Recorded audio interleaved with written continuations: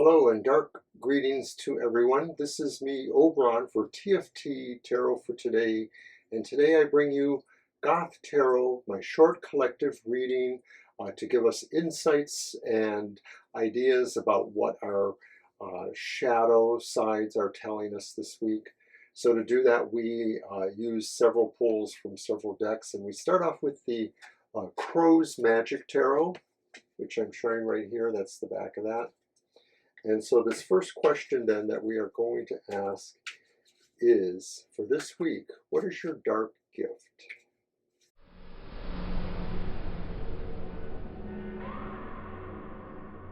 What are the insights you have?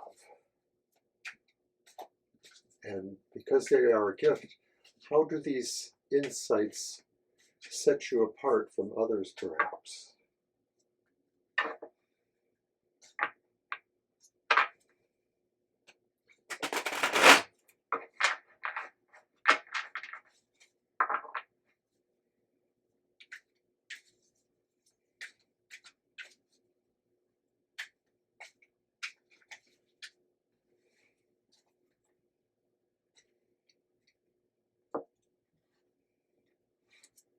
Your dark gift.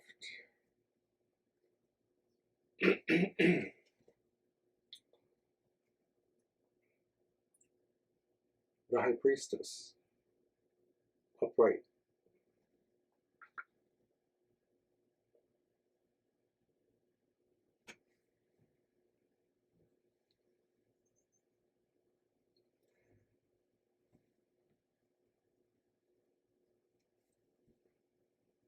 At this time you actually do see things, are gifted with a wisdom that not everyone else has.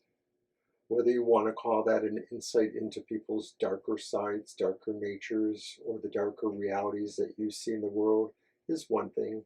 But what it is that this does set you apart, and yet it is your gift to be able to pry into secret, esoteric, unknown, hidden information, to apply it just to maybe any more mundane or normal life.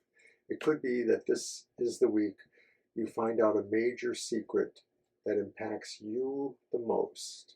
Although it may affect others, it's a secret mostly for you. All right then.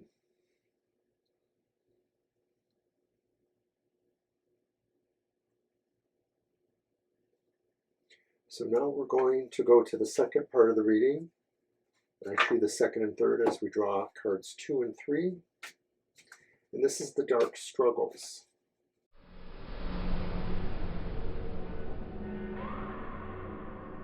The dark struggles represent the idea of what limitations you have this week. How are they caused by perhaps your shadow perspectives? And possibly any clues as to what you can do to alleviate these challenges or limitations that may not work out for you.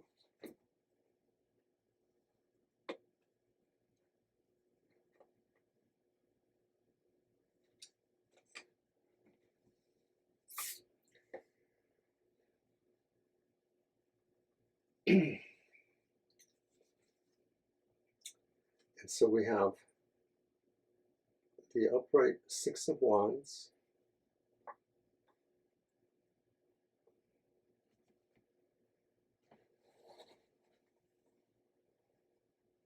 and the reversed World.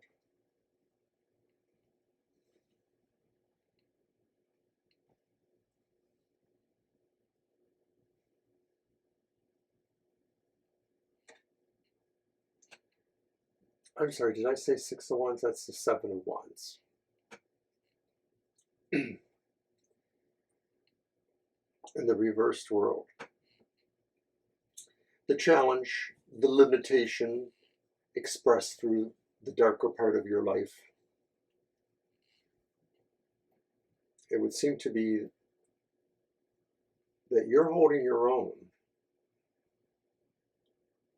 in a very imperfect situation, and that the portent is you can overcome this struggle or this limitation, whatever it is, you just may not really arrive at the level of success or perfection that you thought you would. So your challenge really will be to stay in that position, to stay in the position of protecting, validating your situation. Let's do that. Okay.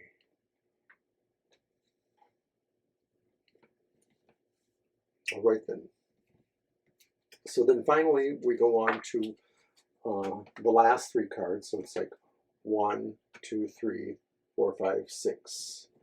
That's how I do it. I sort of do it as a pyramid, although I don't lay it out as a pyramid, but that's the intention here. And for that, I'm using the Night Sun Tarot for the final three cards.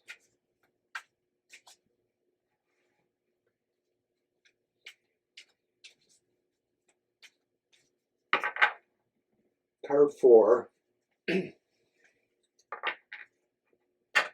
Dark Truth.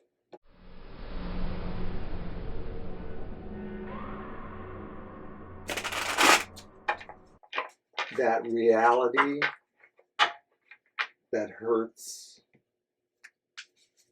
but gives us something to think about, a lesson to ponder, a way of seeing our way out of that.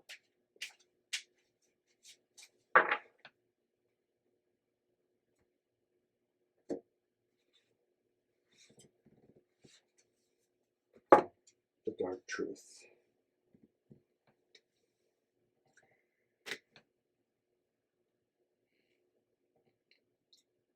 The Reversed Hierophant.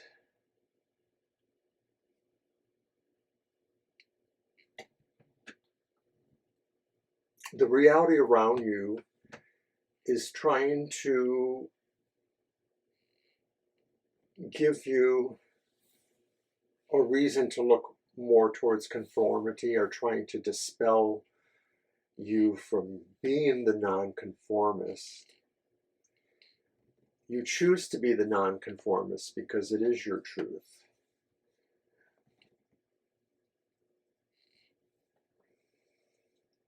But it's kind of a lonely world being the nonconformist in a world where everybody else really truly isn't. And sometimes it's only when we plumb those depths within our soul, looking into our shadow issues, do we come to realize that. Other people may realize that in other ways. This is not to suggest that Goth or shadow side people are superior. They just mostly come to these conclusions through more of their struggles and limitations than others may do. That's all. And so this card is saying we're going to be still moving through that perspective that we truly move to a different beat, dance to a different tune. And we do that even when it does hurt to do it, when it does seem oppressive. So then, what is the dark sacrifice?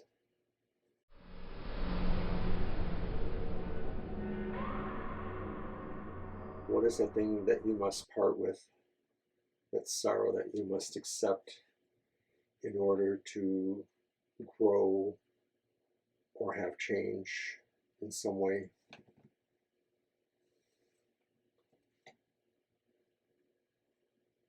It's the Page of Wands upright.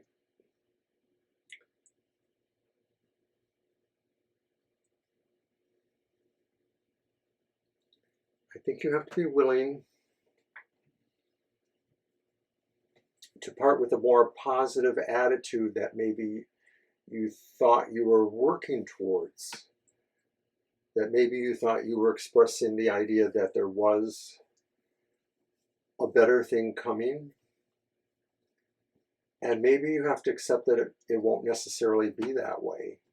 And that's the sacrifice, to admit that what you may have been waiting for something coming to you, a message, a gift, an invitation, something bringing you the promise of a change, especially in those realms of social interaction, getting along with people, building with people. You may have to accept that that isn't going to happen for you exactly. And I would just say that that means that maybe if you're waiting on an external, that's not going to happen. You have to look more inside. Accept that.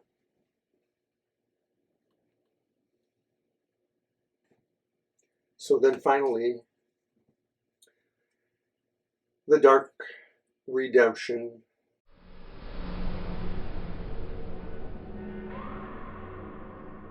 The thing that you can do to make anything better, hopefully, or to at least realize where everything really lies.